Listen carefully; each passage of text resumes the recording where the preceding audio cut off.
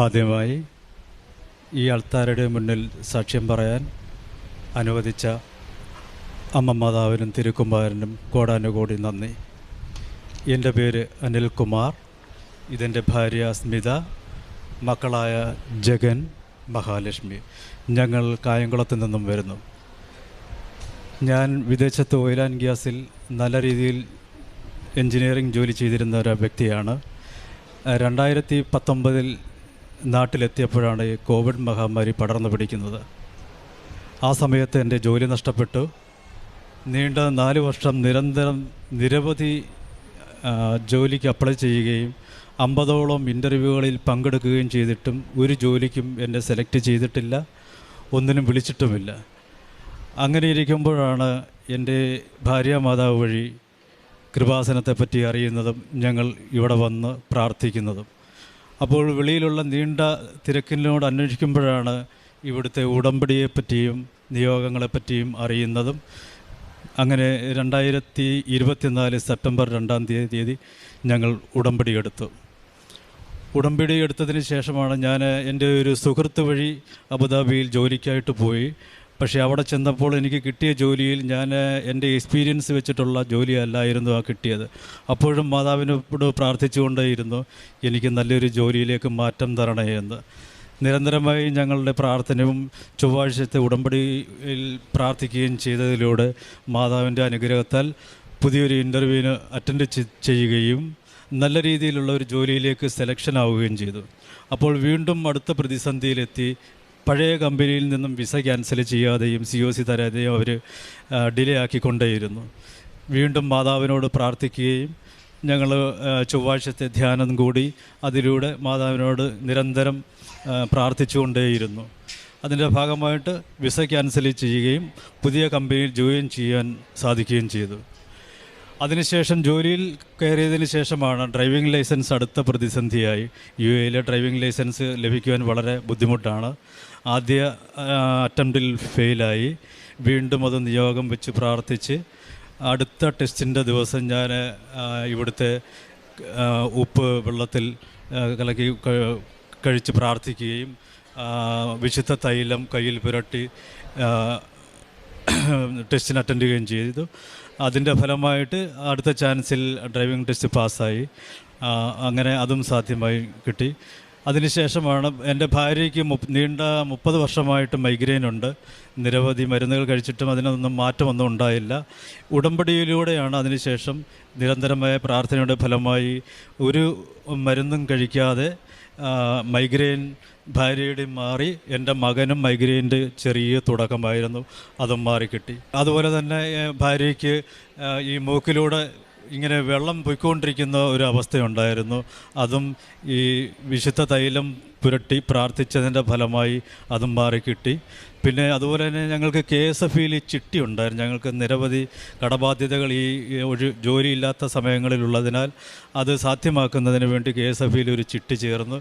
ചിട്ടിക്കും ഇതുപോലെ തന്നെ അമ്മയോട് നിരന്തരമായി പ്രാർത്ഥിച്ചതിൻ്റെ ഫലമായി ചിട്ടിയും സാധ്യമാക്കി ലഭിച്ചു.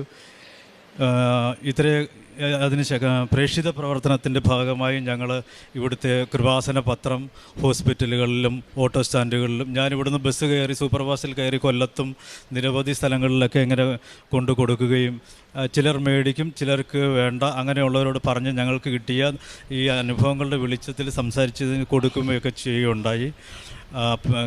കാരുണ്യ പ്രവർത്തനത്തിൻ്റെ ഭാഗമായി ഞങ്ങൾ പൊതിച്ചോറ് ഒക്കെ റെഡിയാക്കി ഹോസ്പിറ്റലുകളിൽ വിതരണം ചെയ്യുകയും അതുപോലെ തന്നെ സാമ്പത്തികമായി ബുദ്ധിമുട്ട് പറയുന്നവർക്ക് ധനസഹായം നൽകുകയും രോഗികൾക്ക് ധനസഹായം നൽകുകയും ചെയ്തിട്ടുണ്ട്. അതുപോലെ തന്നെ ഡെയിലി ബ്രെഡ് ആ സമയത്ത് സ്റ്റാർട്ട് ചെയ്യുന്ന സമയമായിരുന്നു. തുടങ്ങിയ അന്ന് മുതൽ ഇന്ന് വരെയും ഒരു ദിവസം പോലും മുടങ്ങാതെ ഡെയിലി ബ്രെഡിൽ പങ്കെടുക്കുകയും ചൊവ്വാഴ്ചത്തെ ഉടമ്പടി ധ്യാനത്തിൽ ഞാൻ ജോലി സ്ഥലത്താണെങ്കിലും വൈകിട്ട് യൂട്യൂബിലൂടെയും ഭാര്യ ഇവിടെ ആ സമയങ്ങളിലും പങ്കെടുത്ത് ഞങ്ങൾ രണ്ടിലും പങ്കെടുത്തുകൊണ്ട് അതുപോലെ തന്നെ ഈ സാക്ഷ്യങ്ങൾ യൂട്യൂബിലൂടെ വരുന്നത് ഞങ്ങൾ ഷെയർ ചെയ്ത് മറ്റുള്ളവർക്ക് സോഷ്യൽ മീഡിയ വഴി കൊടുക്കുകയും ചെയ്തിരുന്നു. സെഫാനിയ പ്രവാചകൻ്റെ പുസ്തകം 3:16 ഇസ്രയേലിൻ്റെ രാജാവായ കർത്താവ് നിങ്ങളുടെ മധ്യേയുണ്ട്. നിങ്ങൾ ഇനിമേൽ അനർത്ഥങ്ങൾ ഭയപ്പെടേണ്ടതില്ല. അന്ന് ജെറുസലേമിനോട് പറയും, സിയോനെ ഭയപ്പെടേണ്ട, നിന്റെ കരങ്ങൾ ദുർബലമാകാതിരിക്കട്ടെ. യേശുവിൽ പ്രിയമുള്ളവരെ, സ്മിത അനിലിൻ്റെ സാക്ഷ്യം, 50-ലധികം ആപ്ലിക്കേഷനെല്ലാം അയച്ചിട്ടും ഇൻ്റർവ്യൂ പങ്കെടുത്തിട്ടുമൊന്നും ജോലി ശരിയാകുന്നില്ല. ഭാര്യയുടെ അമ്മ പറഞ്ഞു, ഉടമ്പടി എടുത്ത് ജീവിച്ചാൽ, ഉടമ്പടി ജീവിതത്തിൽ നിങ്ങൾ മുന്നോട്ട് പോയാൽ ഉടനടി അമ്മ പരിഹരിക്കുമെന്ന്. അതുപോലെ ഉടമ്പടി ജീവിതത്തിൽ നിന്നപ്പോൾ വിസ പ്രോസസ്സിങ് അതിവേഗം അമ്മ നടത്തിക്കൊടുത്തു. ഉടമ്പടി ജീവിതത്തിൽ അവർ എത്രത്തോളം തീഷ്ണതയോടുകൂടിയാണോ അത് കരുതലോടുകൂടി ചെയ്തോ അതനുസരിച്ച് പരിശുദ്ധ അമ്മ തൻ്റെ പുത്രനിൽ നിന്ന് വളരെയധികം പ്രയാസമില്ലാതെ ശക്തനായവരിൽ നിന്ന് അമ്മ അനുഗ്രഹങ്ങൾ വാങ്ങിക്കൊടുത്തു. ഉടമ്പടി ജീവിതത്തിൽ ഒരു കുറവും കൂടാതെ ഉടമ്പടി നിന്നാൽ അമ്മ ജീവനോടുകൂടി ആൾക്കാരെ പ്രത്യക്ഷപ്പെട്ട അമ്മയുടെ സന്നിധിയിൽ വന്ന് നിങ്ങൾക്കും സാക്ഷ്യം പറയാൻ സാധിക്കും. ഉടമ്പടിയിൽ നിന്ന് അവർക്ക് കിട്ടിയ മൈഗ്രെയിൻ തലവേദന 30 വർഷത്തോളം ഭാര്യയെ അനുഭവിച്ചു. അവർ ഉടമ്പടി തൈലവും ഉപ്പും തേനുമായിരുന്നു ഉപയോഗിച്ചിരുന്നത്. തല കുമ്പിട്ട് കഴിഞ്ഞാൽ വെള്ളം വരുമായിരുന്നു മൂക്കിൽ നിന്ന്.